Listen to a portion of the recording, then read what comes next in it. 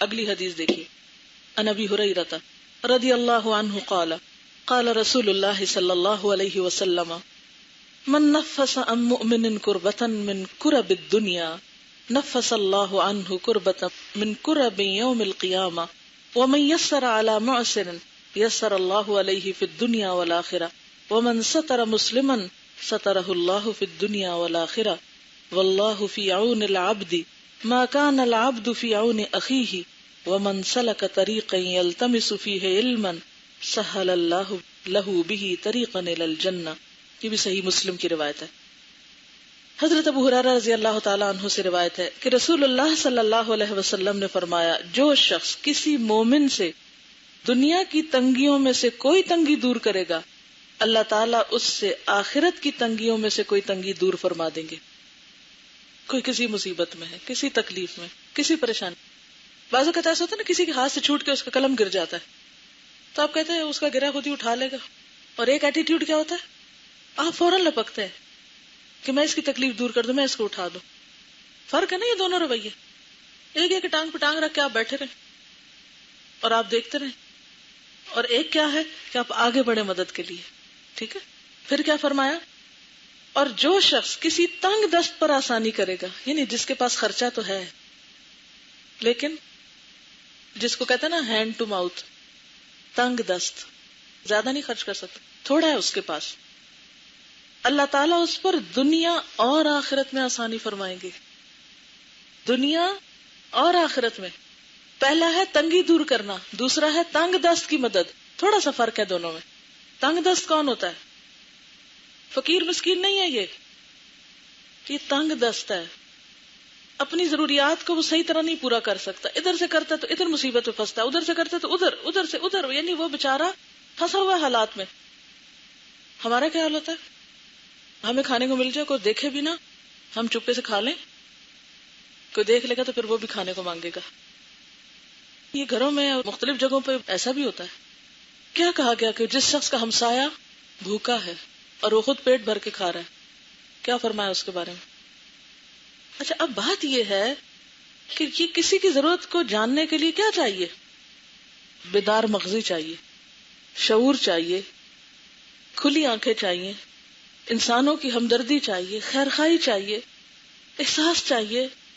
وہ نہیں ہے ہم میں، کیونکہ ہم خود پرستی میں مبتلا ہے. اپنی محبت ہمارے دلوں میں گھری ہوئی ہے اور اپنی ضرورتیں ہمیں یاد ہیں، اور بس دائیں بائیں نہیں دیکھتے، فیل ہی نہیں کرتے، بلکہ خوش ہوتے ہیں، شکر ہے دوسروں کے پاس کم ہے، ان سے آگے ہیں، ہماری شان زیادہ ہے. تو متقی کون ہے؟ وَمِمَّا رَزَقْنَاهُمْ يُنْفِقُونَ، دینے والے، نکالنے والے، يُنْفِقُونَ، خرچ کرنے والے. اچھا، تنگی دور کرنے میں کیا کیا چیز آتی ہے؟ مثلا چند مثالیں اس لیے آپ سے نکلوانا چاہتی ہوں تاکہ ہمیں کرنا آئے کام. بعض اوقات ہم حدیث پڑھ لیتے ہیں، تنگی دور کرنی ہے، بھئی کیا کرنا ہے؟ بس تنگی دور کرنی ہے. کیسے تنگی دور کرنی ہے؟ آپ مجھے مثالیں دیں تاکہ مجھے پتا چلے آپ کریں گے کیا. آپ بتائیے. یہاں تو کام کرنے کے لیے کہا گیا، دعا تو آپ کریں گے ہی، دعا تو ہر ایک کے لیے آپ کریں گے. عملی طور پہ آپ کیا کریں گے کسی کی تنگی دور کرنے کے لیے؟ مثلا کوئی مثال پیچھے نہیں، یہی تو پوچھ رہی ہوں، کیا مدد کریں گے، کون سا کام کریں گے؟ کوئی کام بتائیے. ہاں، آپ پیچھے سے کون سا حال، کوئی مثال دیجیے، کوئی ایک کام بتائیے. میں اس وقت کام پوچھ رہی ہوں آپ سے، آپ بتائیے. لا حول ولا قوت الا باللہ. اگر فرینڈ ہے تو گفٹ دے دیں گے، یہ کوئی تنگی دور کرنا ہے؟ آپ بتائیے. لا حول ولا قوت الا باللہ. یہ کہہ رہی ہے میل جول بڑھائیں گے. میں آپ سے پوچھ رہی ہوں کسی کی تنگی کیسے دور کریں گے؟ اسی لیے میں نے پوچھا ہے تاکہ مجھے پتا چلے آپ کریں گے کیا. کرنے کا کام بتائیے. آپ بتائیے. شابش. اگر کوئی مقروض ہے، اب پتا چلا نا سچویشن ہے، یہ ایک بندہ مقروض ہے، قرض ہے اس کے اوپر، اور آپ کو پتا ہے کہ وہ ضرورت مند تھا، تو اس نے قرض لیا، نشہ کرنے کے لیے نہیں لیا، تو آپ کیا کریں گے؟ آپ سوچیں گے اچھا میں کہاں سے اس کی مدد کروں، میرے پاس تو نہیں، چلو میں فلاں کو کہتی ہوں، وہ فلاں بڑا اچھا ہے، وہ کر دے گا، سفارش کر دیتی ہوں. کیونکہ نبی صلی اللہ علیہ وسلم کا طریقہ کیا تھا؟ خود نہیں ہوتا تھا، سفارش کر دیتے تھے، کوئی اور کر دے. ٹھیک ہے. اس کے بارے میں آخری حدیث میں دیکھیے، یہ ہے اس کی مثال. حضرت حذیفہ رضی اللہ عنہ بیان کرتے ہیں کہ میں نے نبی صلی اللہ علیہ وسلم کو فرماتے ہوئے سنا، ایک آدمی مر گیا، اس سے پوچھا گیا کہ تو کیا کرتا تھا، یعنی کوئی نیکی ہے تمہارے پاس؟ وہ کہنے لگا میں لوگوں سے خرید و فروخت کرتا تھا. مثلا کیا تھا؟ دکاندار تھا یا بزنس کرتا تھا، لین دین کا معاملہ، یعنی خرید و فروخت کرتا تھا لوگوں کے ساتھ. مالدار کو مہلت دیتا اور تنگ دست کو معاف کر دیتا تھا. یعنی مال ہے لیکن قرضہ نہیں چکا رہا، کہتا اچھا چلو پھر لے آنا. اللہ نے اس پر یہ آسانی کی، اسے معاف کر دیا. قیامت کے دن اس کی تنگی دور کر دی جائے گی نا، جو دنیا میں کسی کی تنگی دور کرے گا. تو تنگی میں کیا ہے؟ جیسے کوئی مقروض ہو، چلے مقروض نہ بھی صحیح، آپ کوئی خرید و فروخت کا کاروبار کرتے ہیں، عام طور پہ خواتین تو کم کرتی ہیں، لیکن کوئی آپ کے گھر سے ادھارا آٹا لے کے جاتا ہے. بعض گھروں میں یہ لگا رہتا ہے نا سلسلہ، اتنا ادھارا فلاں دودھ اتنا ادھارا دے دو، فلاں دے دو فلاں. گاؤں وغیرہ میں بہت ہوتا ہے، ادھار کا لین دین چلتا رہتا ہے. اچھا پھر کیا ہوتا ہے؟ وہ شخص وعدہ کر کے جاتا 5 تاریخ کو دے دوں گی، نہیں دے پاتا، تو اب آپ اس کی بےزتی کرنے پہنچ جاتے ہیں، جبکہ آپ کو پتا بھی ہے کہ وہ دینے کے لائق نہیں. ایک تو یہ نا وہ مستی کر رہا ہے، اور ایک یہ کہ دینے کے لائق نہیں. تو آپ کیا کرتے ہیں؟ اچھا خیر ہے کوئی بات نہیں، ہو جائے گا نا. اچھا اور کیا کریں گے؟ رشتہ داروں میں سے کسی کی شادی، تو آپ کو پتا ہے کہ ان کے حالات ایسے نہیں ہے کہ وہ ضروریات پوری کر سکے، کوئی چیز لے کر دے سکتے ہیں، کوئی ایک کام ان کے ذمے کا لے سکتا ہے. اچھا مہمانوں کا کھانا میری طرف سے ہوگا. کتنا بڑا ریلیف دے دیا آپ نے اس کو. اگر آپ کر سکتے ہیں، ہو سکتا ہے آپ اتنا نہ کر سکتے ہو، یعنی آپ اپنے اوپر بھی دیکھیں نا آپ کس لائق ہیں. کچھ لوگ بہت بڑا کر سکتے ہیں اور کچھ لوگ یہ نہیں کر سکتے. تو جن لوگوں کے پاس مال نہیں ہے تو کیا وہ کسی کی تنگی دور نہیں کریں گے؟ مال کے علاوہ کوئی اور طریقہ ہے کسی کی تنگی دور کرنے کا؟ یہ نہیں چاہیے مجھے کسی کون سا کام، میں کام پوچھ رہی ہوں آپ سے، عملی مثال دیں. اسی لیے تو ہم نیکی کر نہیں پاتے کیونکہ ہمیں پتہ نہیں ہے، تو ہم کہتے ہیں ہم مدد کریں گے ہم کبھی. آپ کیا کہتی؟ شابش، یہ ایک عملی مثال. کہتے کہ ہمارا رستہ بہت کچا ہے، بارش ہوتی ہے تو رستہ خراب ہوتا ہے، تو میرے چچا ان کو یا انکل جو بھی ہیں وہ اس پہ اس دن مٹی ڈال کے اس کو خشک کر دیتے ہیں. یہ ہے تنگی دور کرنا. اور آپ بتائیے. ہاں جی ہاں، علم میں کسی کو کوئی مسئلہ سمجھ نہیں آ رہا، کوئی ایسا پرابلم ہے، اس کو سمجھا دینا. ایک اور چھوٹی سی مثال، مثلا واش روم کے پاس بہت رش ہے، آپ کھڑے، باری آپ کی ہے، لیکن اچانک آپ کی نظر پڑتی کہ ایک شخص تکلیف کے مارے اس کی تکلیف چہرے پہ آ گئی ہے کہ اس کو آپ سے زیادہ پہلے جانے کی ضرورت ہے. تو آپ اپنی باری چھوڑ کے آپ کہتے ہیں پہلے آپ چلے جائیں کیونکہ آپ کو تکلیف ہو رہی ہے. یہ کیا ہے؟ یہ تنگی دور کرنا ہے اس کی. وہ ایک سخت تنگی میں مبتلا ہے، ایک جسمانی تکلیف میں مبتلا ہے. اور کیا کر سکتے ہیں آپ بتائیے؟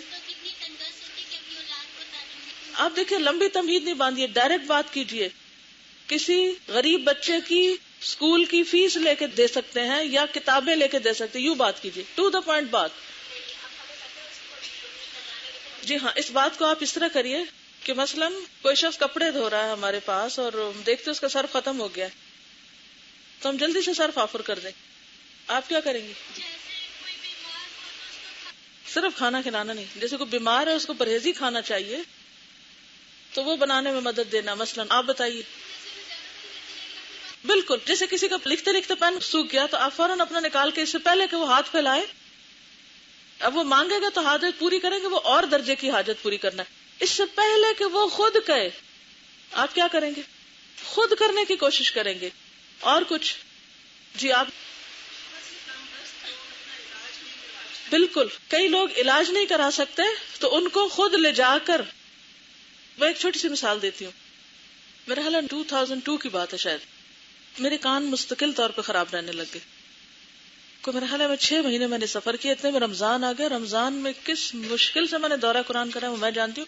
مجھے سنتا ہی نہیں تھا صحیح طور پر کہ میں کیا کر رہی ہوں، اور اتنی میں تکلیف میں تھی. ڈاکٹرز کے پاس بھی گئی تو میں نے سوچا اب میں نے نہ کسی ڈاکٹر کے پاس جانا کچھ، بس اب یہ میری قسمت میں لکھا ہی گیا. انسان مایوس بھی ہو جاتا نا کہ بس یہ بیماری اب نہیں جاتی. تو میں اسلام آباد آئی تو ہماری ایک 3rd بیچ کی مرحل اسٹوڈنٹ ہیں، انہیں پتہ چلا، کہنے لگے یہاں ایک ڈاکٹر ہے، آپ اس کو ایک دفعہ آپ دکھا. میں نہیں جا سکتا. ان کا نہیں، آپ ایک دفعہ تو چلے. اور واقعی میں گئی تو ڈاکٹر نے جس طریقے سے چیک کیا وہ اسکرین پہ سارا دکھا دیا کہ اس حصے میں کیا کیا تکلیف ہے، آپ کو یہ دوا ڈالنی ہوگی اور میں ابھی آپ کی صفائی کر دیتا ہوں. اور آپ یقین کریں جب ڈاکٹر نے صفائی کر کے دوا لگائی تو میں 50% سننے لگ گئی، یعنی بہتر. اور اس کے بعد چند دنوں کے بعد الحمدللہ جو میں ٹھیک ہوں، اس کے بعد دوبارہ مجھے وہ تکلیف نہیں ہوئی. اور اگر اس وقت میں غفلت برتتی تو پتہ نہیں آج میں پڑھانے کے قابل بھی ہوتی یا نہ ہوتی. اب بعض اوقات مریض مانتا ہی نہیں میرے جیسا، یعنی یہ نہیں ہو سکتا، تو اس کو اچھے طریقے سے کنونس کر کے اس کا کام بس کروا دینا. ہاں آپ بتائیے.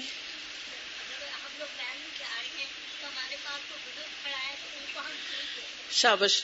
آپ بس میں جاتے ہیں، وین میں جاتے ہیں، کوئی بزرگ ہیں، کوئی بچے والی خاتون ہیں، ان کو جگہ دے دیں، اپنی سیٹ چھوڑ دیں. کسی نے سامان اٹھایا ہوا ہے، آپ صلی اللہ علیہ وسلم کیا کرتے تھے؟ کسی کا بوجھ اٹھاتے تھے. اور خاص طور پر حضرت خدیجہ نے آپ کے اخلاق حسنہ کی کوالٹیز کا ذکر کرتے ہوئے کیا فرمایا؟ انک لتحمل الکل. آپ تو دوسروں کا بوجھ اٹھاتے ہیں، اور یہ بوجھ مالی بوجھ بھی اٹھا لینا، ذمہ داری کا بوجھ اٹھا لینا، کسی کو ہیلپ کر دینا. آپ بتائیے. صرف رمضان نہیں، رمضان کے علاوہ بھی بھوکے لوگ، اگر آپ کو معلوم ہے کہ کن کن کے پاس راشن کم ہے، وہاں پر بندوبست کرنا. اچھا، اس میں بہترین مثال حضرت ابو بکر کی نہیں ہے؟ حضرت ابو بکر جب خلیفہ بنے تھے تو حضرت عمر نے دیکھا کہ یہ نماز پڑھاتے ہی نکل جاتے ہیں فوراً، پتہ نہیں کہاں جاتے ہیں، میں بھی پیچھے جاؤں گا. وہ ہر وقت مقابلہ کرتے تھے ان کا نیکیوں میں اپنے سے اوپر والے کو دیکھنا چاہیے نا. ہم کس کو دیکھتے ہیں؟ ہم کہتے ہیں یہ بھی تو نہیں کر رہا، شکر ہے نہیں کر رہا، میں بھی نہ کروں تو خیر ہے، تسلی ہے. اپنے سے اوپر والے کو انہوں نے دیکھا کہ وہ جاتے ہیں اور ایک جھونپڑی میں گھس جاتے ہیں اور پتہ نہیں کیا کرتے ہیں. تو وہ جب ایک دفعہ آ کے نکل کے چھپ کے کھڑے رہے، وہ اندر گئے، دیکھا ایک بڑھیا معذور بیٹھی ہے. تو پوچھا کہ یہ کون آیا تھا تمہارے پاس؟ کہنے لگی میں نہیں جانتی، کوئی شخص آتا ہے، میں تو کچھ کر نہیں سکتی، میرا آٹا گوندتا ہے، روٹی بنا دیتا ہے اور میرا پانی بھر جاتا ہے، کچھ اس طرح کے 2-3 کام ضروری حاجات کے بتائے. اور یہ خلیفۃ المسلمین ہے، خلیفہ ہے، کوئی عام بندہ نہیں ہے. اس کو پتا ہے کہ دوسرے کی تنگی دور کرنے کا معنی کیا ہے، اور ایک چھوٹی سی اپرچونٹی کو بھی اپنی شان کے خلاف نہیں سمجھتا. ہم کہتے ہیں یہ کوئی کام ہے، یہ میرا کام تھوڑی، یہ کوئی اور کر لے، میں تو اب اتنا اونچا پہنچ گیا ہوں. ایک اور مثال کہ وہ بکریاں دھوتے تھے نا غریب بچیوں کی، تو جو خلیفہ بنے تو وہ رونے لگے کہ بکریوں کا دودھ کون دوئے گا. آپ تو خلیفہ بن گئے، ان کا خلیفہ ہی دوئے گا. تو کسی بھی چھوٹے سے چھوٹے کام کو معمولی نہ سمجھنا. ہماری مشکل یہ ہے کہ ہمیں دنیا میں ذرا سی کوئی اہمیت مل جاتی ہے نا تو ہم کہتے ہیں اب یہ کام تو میری حیثیت سے بہت چھوٹا ہے، یہ تو میں نہیں کر سکتا، یہ نہیں مجھے کرنا. ٹھیک ہے، اگر آپ جسمانی طور پر یا کسی مجبوری میں نہیں کر سکتے وہ ایک اور بات ہے، لیکن کسی کام کو مت چھوٹا سمجھے، کسی نیکی کو نہ چھوٹا سمجھے، چاہے وہ چھوٹی سی نیکی کیوں نہ ہو. بہرحال تو یہاں پر آپ دیکھیں کسی کی تنگی دور کرنا. ویسے کسی کو کٹ لگ گیا ہے، کسی کو ہاسپٹل لے جانا ہے، کوئی بے ہوش ہو گیا ہے، ایمرجنسی ہو گئی ہے، کوئی کسی کے اوپر کوئی بوجھ گر گیا ہے، وہ خود پھسل کے گر گیا ہے. کوئی ایک کام ہے تنگیوں کا؟ تنگیاں تو بہت سی ہوتی ہیں. کسی نفسیاتی مسئلے کا شکار ہے یہ کچھ، تو جو آپ کے وسعت میں وہ آپ کر لیں. مثلا کوئی بچہ رو رہا ہے اور آپ کو بچہ اٹھانا نہیں آتا، یا بچہ آپ کی ہمت سے بڑا ہے اور آپ اسے اٹھاتے ہیں، اسے بھی گراتے ہیں، خود بھی گرتے ہیں. یہ نہیں کرنا. اس کو اٹھانے سے پہلے ضرور دیکھ لینا کہ میرے میں سکت ہے، یہ نہ وہ ڈوبتے کو بچاتے بچاتے تیراکی آتی نہیں اور چھلانگ لگا دی سمندر میں کہ میں ذرا اس کو بھی بچا لاؤں. ایسے تھوڑی ہوتا ہے. تو اس سے کیا پتہ چلتا ہے؟ پھر کسی کی تکلیف دور کرنے کے لیے کوئی ہنر بھی آنا چاہیے، کوئی علم ہونا چاہیے، کوئی طریقہ سیکھا ہوا ہونا چاہیے. مثلا آپ کو روٹی پکانی نہیں آتی، آپ کسی کو کیا کھانا کھلائیں گے تو کچی پکا کے دیں گے، اسے اور بیمار کریں گے، جو ہماری اکثریت بچیوں کا حال ہے. ایک روٹی نہیں بنانی آتی، یہ دوسروں کی تنگی دور کریں گی. کسی کو رشتہ کرانے میں مدد دینا، کوئی بچی رشتے کے لیے مان نہیں رہی تو اس کو سمجھانا کان پکڑ کے، کیونکہ بعض اوقات یہ بھی بڑے مسئلے ہو جاتے ہیں. اچھے سے اچھے رشتے ہوتے ہیں اور وہ ہمارے معیار پہ نہیں پورے اترتے، اور اس میں لڑکیاں بیٹھی رہتی ہیں. یہ کوئی ہیلدی ایٹیٹیوڈ نہیں ہے. یہ دنیا جنت نہیں ہے، جنت آخرت میں اللہ نے رکھی. یعنی دنیا میں کوئی چیز آئیڈیل نہیں ہے کہ آپ آئیڈیل کی تلاش میں رہیں اور ایک کے بعد ایک کو ریجیکٹ کرتے رہیں. اللہ آپ کی طرف خیر بھیجے اور آپ کے نہیں، چونکہ اس کا قد چھوٹا ہے تو اس لیے وہ نہیں، چونکہ اس کا ناک موٹا ہے تو اس لیے وہ بھی نہیں، چونکہ فلانا ایسا ہے تو اس لیے وہ بھی نہیں. یہ نہیں کرنا چاہیے. اور خاص طور پہ دین پڑھ کے لوگوں کے بعض اوقات کچھ سٹینڈرڈ اور بھی ہائی ہو جاتے ہیں کہ نہیں وہ انتہائی متقی پرہیزگار اور پتہ نہیں کون کون ہو تو پھر شادی ہوگی. ٹھیک ہے، بہت اچھا ہے، چوائس تو یہی ہونی چاہیے، لیکن اگر وہ دنیا میں ہے ہی نہیں، ایسے کتنے لوگ ہیں، تو آپ کیا چاہتے ہیں؟ بنی بنائی چیز میں کچھ چیزیں آپ خود گڑ لیں، آپ اپنے اخلاق سے، اپنے اچھے طریقے سے. ٹھیک ہے، کوئی نہیں بھی مانتے اس اخلاق سے، بہت مشکل بھی کرتے ہیں، لیکن انسانوں میں بہت خیر بھی ہوتی ہے. اگر وہ بیچارے تھوڑا سا آپ سے کم پڑھے لکھے ہیں دین میں، تو آپ کیوں دین کے تکبر میں مبتلا ہیں؟ دین پڑھ کے خود کو نیک سمجھ کے دوسروں کو آپ حقیر سمجھنا شروع کر دیں، یہ تو کوئی دین نہ پڑھا آپ نے. تو آپ کو پتا نکاح جو ہے وہ نصف ایمان ہے، تو بے وجہ محض اس لیے شادی میں تاخیر کرنا کہ اس کی ایجوکیشن کم ہے، اس کا فلانی چیز کم ہے، اس کی فلانی چیز کم ہے، یہاں یہ نہیں ہے، یہاں وہ نہیں ہے، وہاں وہ نہیں ہے، یہ طریقے ٹھیک نہیں ہے. اصل چیز ہے اخلاق. اخلاق میں نہیں کمپرومائز کرنا چاہیے. اگر کسی شخص کا اخلاق اچھا ہے، یعنی کوئی گواہی اور دو بندے دیتے ہیں بھی اخلاق اچھا ہے اور نماز 5 پڑھتا ہے، تو بس ٹھیک ہے. کبائر سے بچتا ہے، شراب نہیں پیتا یا کوئی زنا نہیں کرتا، تو بس ٹھیک ہے. پھر ہاں اگر بہت حرام کاریوں میں پڑا ہوا تو پھر تو ظاہر اپنے آپ کو ایک ہلاکت میں ڈالنے والی بات ہے. لیکن نارملی جو ہمارے عام لوگ ہوتے ہیں اتنا زیادہ خرابیوں میں نہیں مبتلا ہوتے. ٹھیک ہے، آپ جیسے سٹینڈرڈ کا ان کے پاس قرآن کا علم نہیں ہے، اگر آپ اپنے آپ کا واقعی بڑا سٹینڈرڈ سمجھتے ہیں، نہیں سمجھنے لگتے ہیں لوگ. اور اگر میں ایک آیت کا ترجمہ سنوں پھر میں دیکھتی ہوں کہ کتنا سٹینڈرڈ ہے، تو یہ خود کو بڑی چیز سمجھنا جو ہے نا، یہ چیز درست نہیں ہے. جی، کسی کو پانی پلانا، شابش. کسی کو راستہ دکھانا، گھر والوں کی مدد کر دینا، بہن بھائی کے کپڑے پریس کر دینا، اس کا جوتا نہیں مل رہا مدد کر دینا. ہم کیا کہتے ہیں، نہیں اچھا نہ آج نہ ملے اس کو. اصل ہمارا ایٹیٹیوڈ ہے دوسروں کو تکلیف دے کے خوش ہونا. مجھے کبھی سمجھ نہیں آتی کہ ہم کیوں اذیت دے کے خوش ہوتے ہیں. کچھ لوگوں کی نفسیات یہ ہے، وہ اس وقت خوش ہوتے ہیں جب دوسرا تکلیف میں ہو. یہ کوئی انسانیت ہے؟ کوئی بیوہ عورت ہے، اس کو پینشن لانے کا مسئلہ ہے، اس کی پینشن لے آئے. کوئی سبزی اس کو ضرورت ہے لا کے دینے کی، کوئی اس کا بل جمع کرانا ہے، اپنا آپ کرانے جا رہے ہیں، اس کا بھی کرا دیں. کتنے چھوٹے چھوٹے گھر کے کام ہوتے ہیں اور آپ نے کوئی ایکسٹرا نہیں جانا اس کے لیے. میں کسی کی ایک دفعہ بایوگرافی پڑھ رہی تھی اور مجھے بہت اچھی بات لگی. شاید ڈاکٹر نذیر شہید تھے ڈیرہ غازی خان کے، ان کا میں نے ایک پڑھا تھا، اور ایک چودھری علی احمد. یہ میں 18-17 ایئرس کی تھی اس وقت، میں نے یہ 2 بایوگرافیز پڑھی تھی.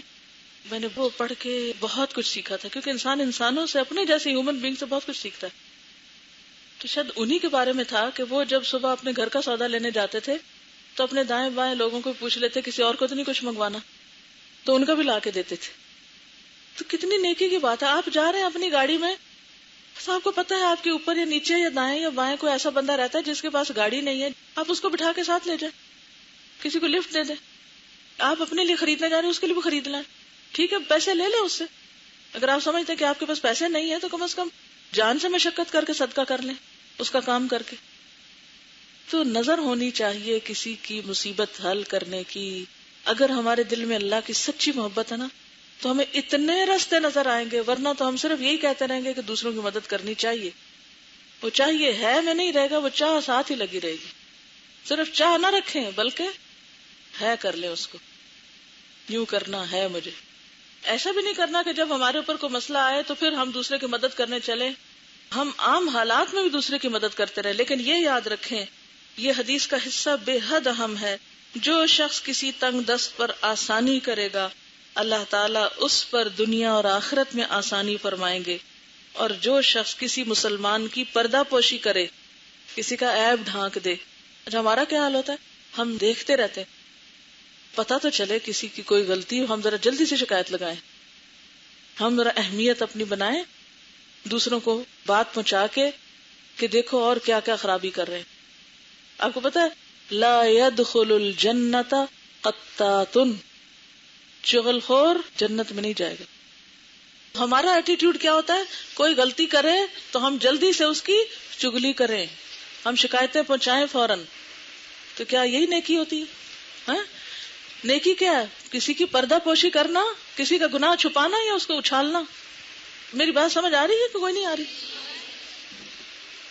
ہمارا رویہ کیا ہوتا ہے عام طور پر کسی کی غلطی دیکھ کر، اوہ اتنی بڑی بات ہاتھ لگ گئی، اب تو دیکھو میں کیا کرتی ہوں.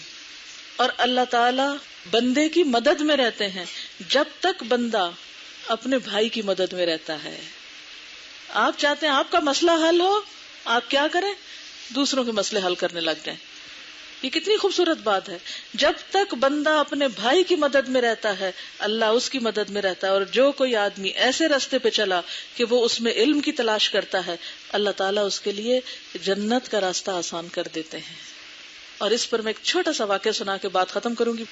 مجھے کل یا پرسوں رات کو ایک فون آیا مشیگن سے.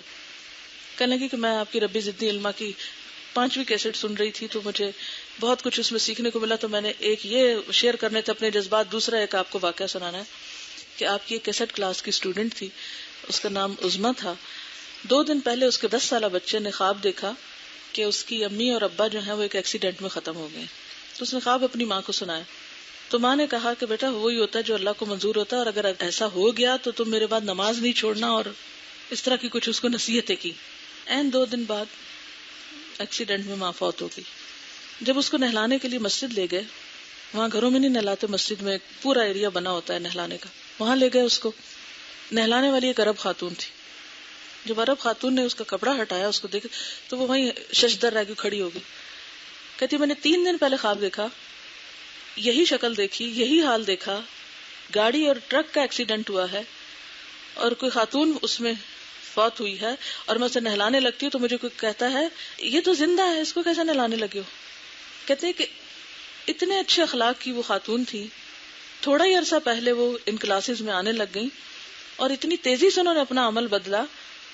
کہتے ہیں کہ اتنا بڑا جنازہ تھا کہ عام طور پہ وہاں عورت کا جنازہ اتنا بڑا نہیں ہوتا, اور ہر کوئی اس کی تعریف کر رہا تھا. لیکن میں آپ کو بتانا چاہتی تھی کہ کس طرح ایک عورت ہمارے لیے اپنی نیکی کی وجہ سے ایک مثال بنی.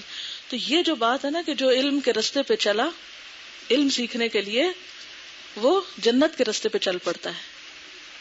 تو طالب علم رہنا بہت بڑی سعادت ہے. ساری زندگی طالب علم رہے, کبھی اپنے آپ کو عالم نہ سمجھے, استاد نہ سمجھے, طالب علم سمجھے, کیونکہ اللہ طالب علم میں ہی موت دے تو ایک شہادت کی موت ہے. تو ساری زندگی سیکھتے رہیں. چلیے اب بچے کچھ سنائیں گے. وہ بچے آئے ہوئے, آج میں نے بلایا تھا بچوں, کدھر آئے؟ بیچاروں کو ادھر چھپا دیا, میں دیکھتی تو ادھر ان کو بلانا, ان سے پڑھواتے ہیں. آئے بچوں, شابش. 2-3 دن پہلے میں ان بچوں کو مل کر آئی ہوں اور میرا دل بے حد خوش ہوا. اور انہوں نے چونکہ حدیث سنائی تھی تو مجھے بھی یاد ہے, لا يدخل الجنۃ قطات, تو میں چاہوں گی یہ خود آپ کو سنائیں. سارے لائن بنا کے آ جائیں. شاباش. آج یہ ہمارے مہمان آئے ہوئے ہیں ہم کو اچھی اچھی باتیں بتانے. سارے اسٹیج پر آ جائیں. شاباش. ان بچوں نے حدیثیں زبانی یاد کی ہیں اور یہ آپ کو اب سنائیں گے بھی انشاءاللہ. اور انہوں نے اپنا عمل بھی بدلنے کی کوشش کی ہے حدیثیں پڑھ کے. تو پھر یہ دیکھنے کی بات ہے کہ ہم کیا کر رہے ہیں. آج ہم ان کے عمل سے سیکھیں گے انشاءاللہ تعالی. ٹھیک ہے, لیڈیز فرسٹ. پہلے لڑکیوں سے سن لینا ادھر سے. السلام علیکم. کھلا آواز صحیح نہیں آ رہی. میرا نام معروف کیمانی ہے. میں اور میری ٹیم آج آپ کو احادیث سنائیں گے.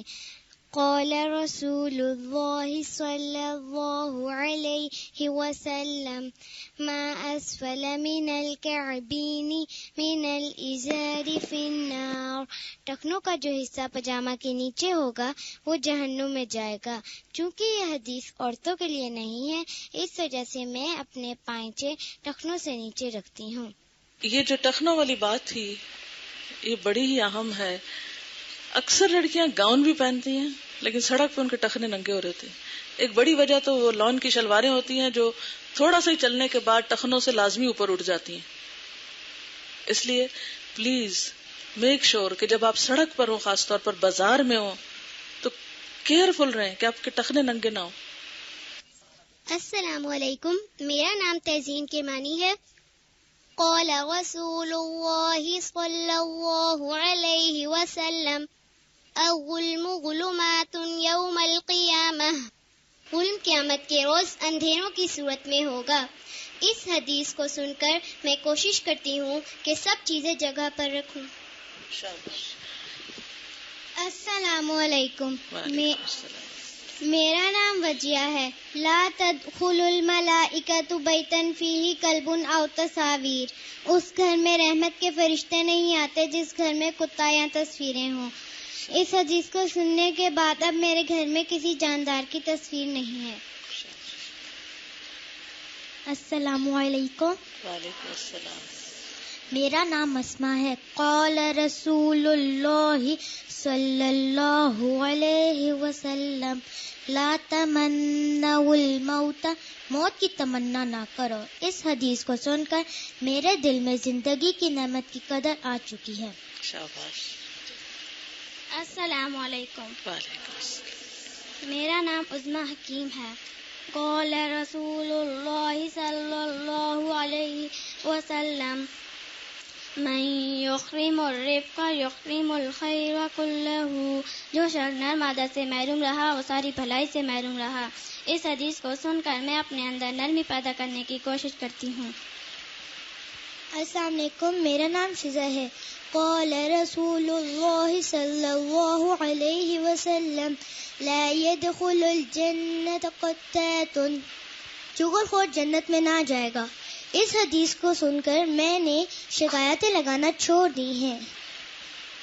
السلام علیکم، میرا نام نوریہ ہے. قال رسول اللہ صلی اللہ علیہ وسلم الغنى غنى النفس، حقیقی غنا دل کا غنا ہوتا ہے. اس حدیث کو سن کر میں کوشش کرتی ہوں کہ میں کسی چیز کی لالچ نہ کروں. شاباش. السلام علیکم، میرا نام متین علی ہے. قال رسول اللہ صلی اللہ علیہ وسلم انما الاعمال بالنیات، سارے عمل نیت سے ہیں. اب میری کوشش ہوتی ہے کہ میں اپنی نیت کو دین کی سربلندی کے لیے خالص رکھوں. شاباش. السلام علیکم، میرا نام شہریار عارف ہے. قال رسول اللہ صلی اللہ علیہ وسلم انما الاعمال بالخواتیم، سب اعمال کا دار و مدار خاتمے پر ہے. اس حدیث کو سننے کے بعد میری کوشش ہوتی ہے کہ میں اپنا کام پورا کر کے چھوڑوں. شاباش. السلام علیکم، میرا نام شہریار کرمانی ہے. قال رسول اللہ صلی اللہ علیہ وسلم احب البلاد الی اللہ مساجدها، اللہ کے نزدیک سب سے محبوب جگہ مسجدیں ہیں. اب میری کوشش ہوتی ہے کہ میں مسجد میں جا کر نماز پڑھوں. شاباش.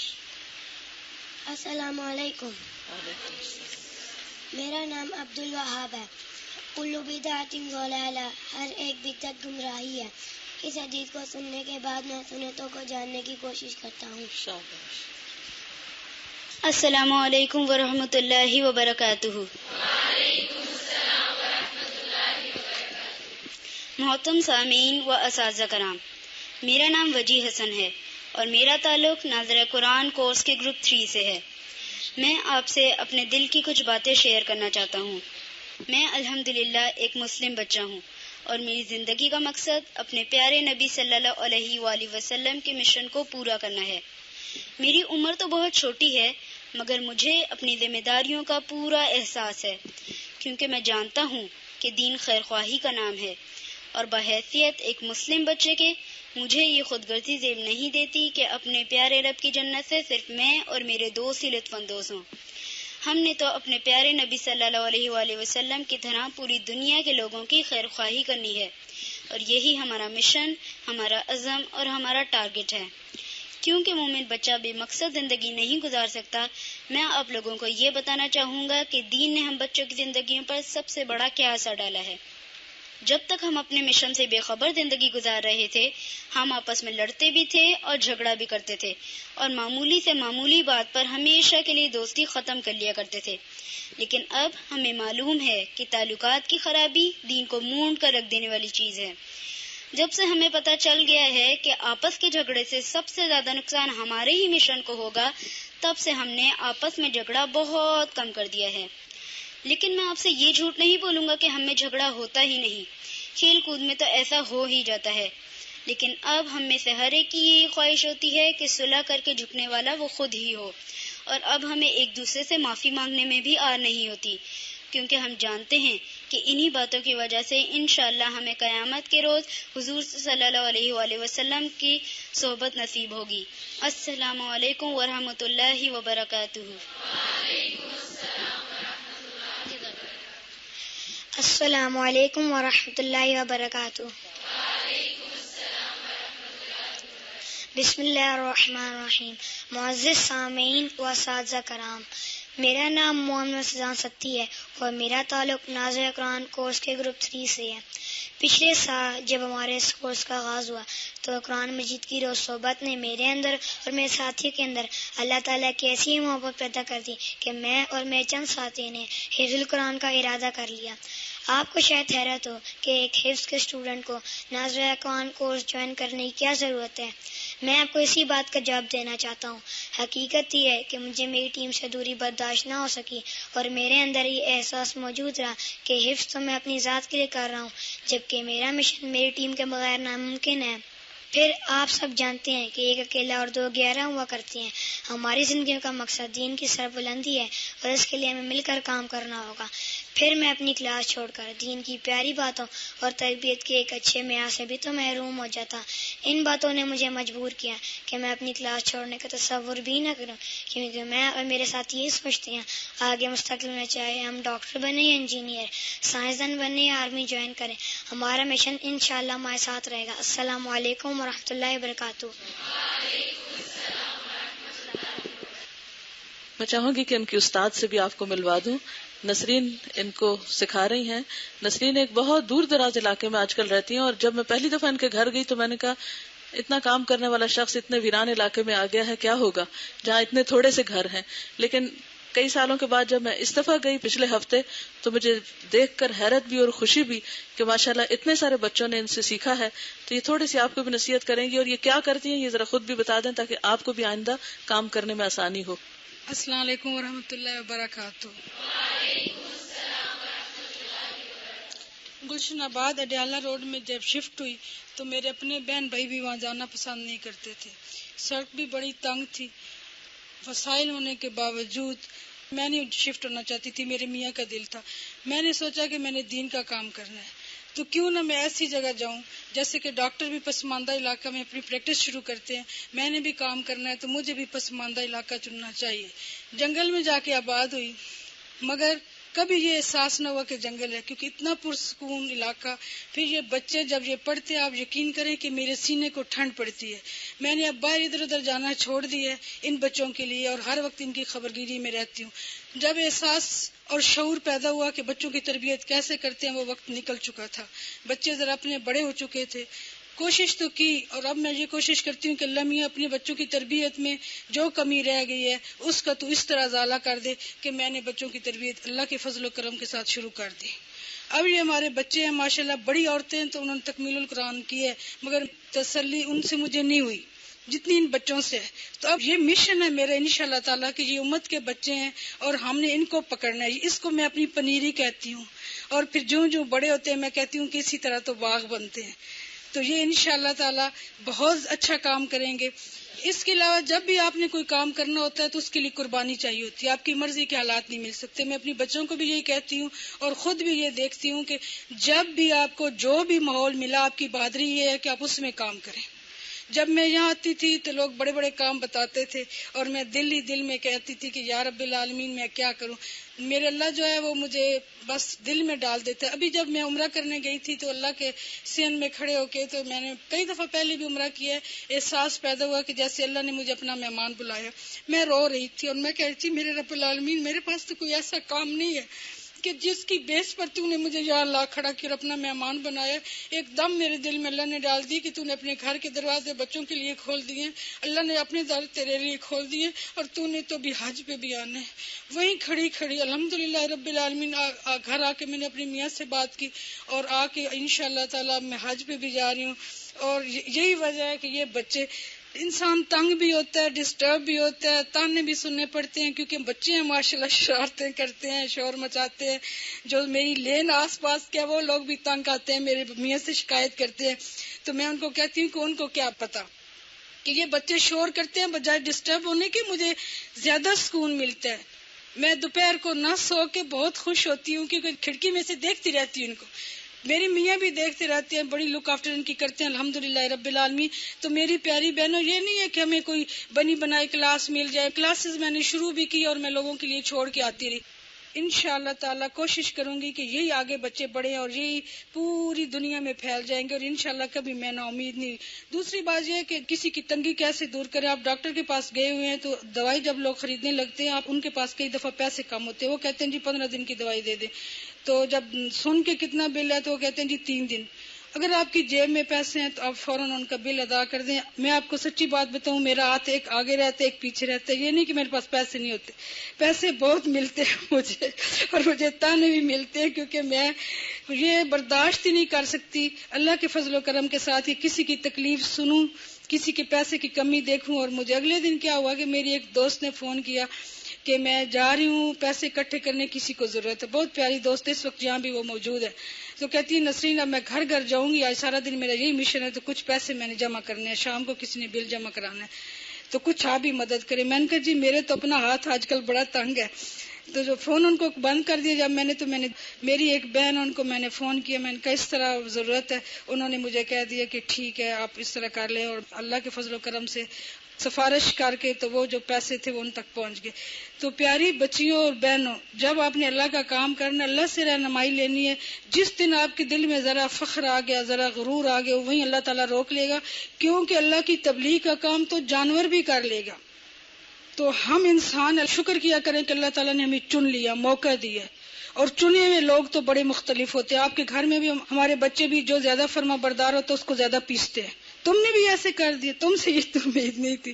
تو اللہ نے ہمیں چن لیا ہے، تو دعا کیا کریں کہ اللہ تعالیٰ ہمیں اپنے فرما برداروں میں شامل کر لے، اور ہمارا جو ہے خاتمہ بالخیر ہو، اور رسول اللہ صلی اللہ علیہ وسلم کی صحبت نصیب ہو.